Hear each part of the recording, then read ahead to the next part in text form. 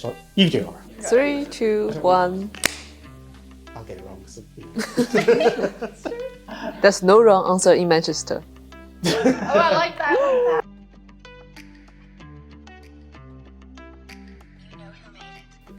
Hello everyone, I'm Aurora. I'm a master's student in intercultural communication at the University of Manchester. Today we are talking with... Hi, I'm Chris. I'm a PhD student in planning and environmental management. Hi, I'm Irene. I'm a master's student in pharmacy. So for me, I'm an international student, originally from China. I flew all the way, more than 20 hours from China. It's really exhausting. Before I started my course, I actually lived in Manchester.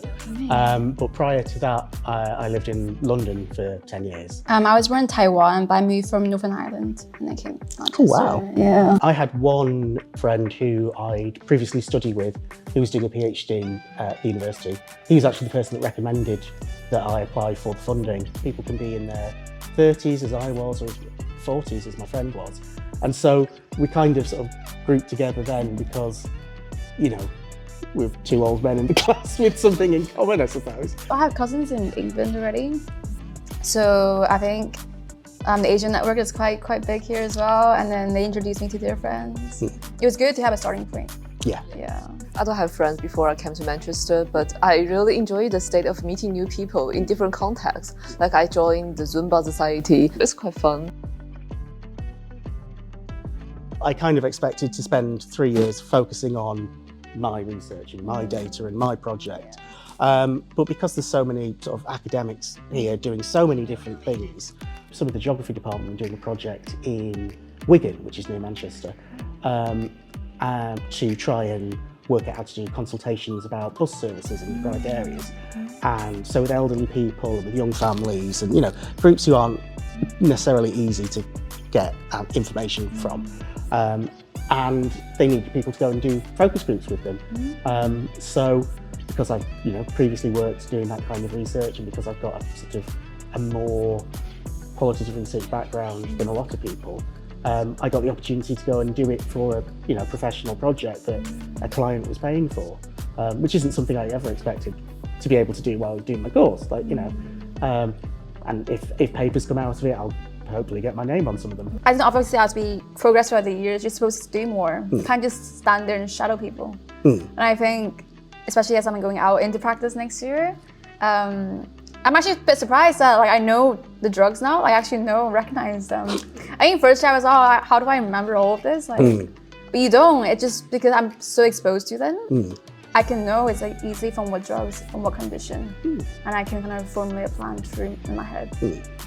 To be honest, I wasn't expect there's so much rain in Manchester. It hailed on me on Wednesday when I was when I got the tram home, and I was walking on the street, and just for 2 seconds, hail fell on me. Yeah, we're coming to university. I always had the idea, even with society and things. So I actually ended up being a president of Taiwanese society. You can actually do them from first year. A lot of people actually go into societies and become a committee from the very start. But I think the course is structured in most degrees to start off light academically because you're supposed to settle down, with societies and making friends, right? So I think that's what I would do different. Actually get the foundation of the social aspect and then know the city well.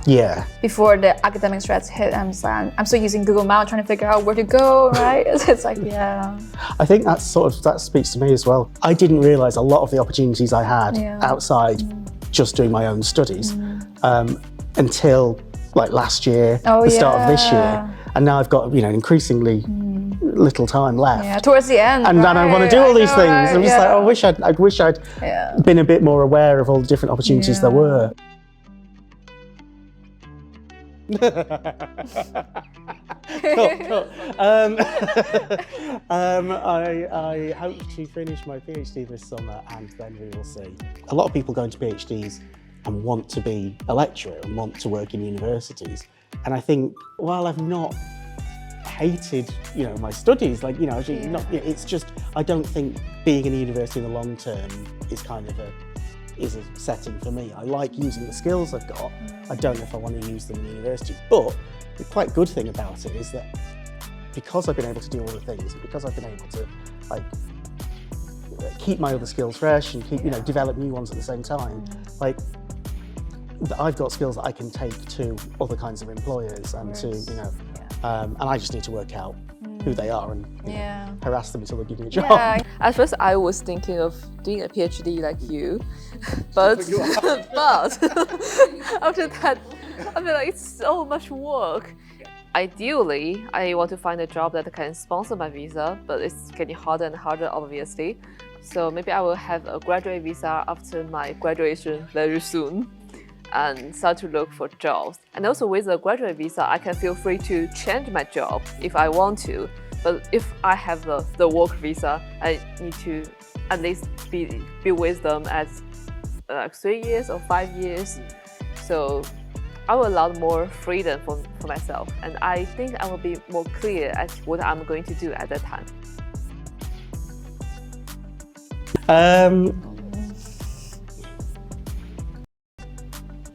It's my home, I suppose. Oh, I'm thinking it was three completely different words. No, well, yeah, but Okay. ultimately, that all my words would be this is my home. Aw. I never expected to move back, actually. Oh, really? Like, yeah, and then I just ended up doing this master. This was a good place to do the masters, and you know, suited my sort of what I needed at the time.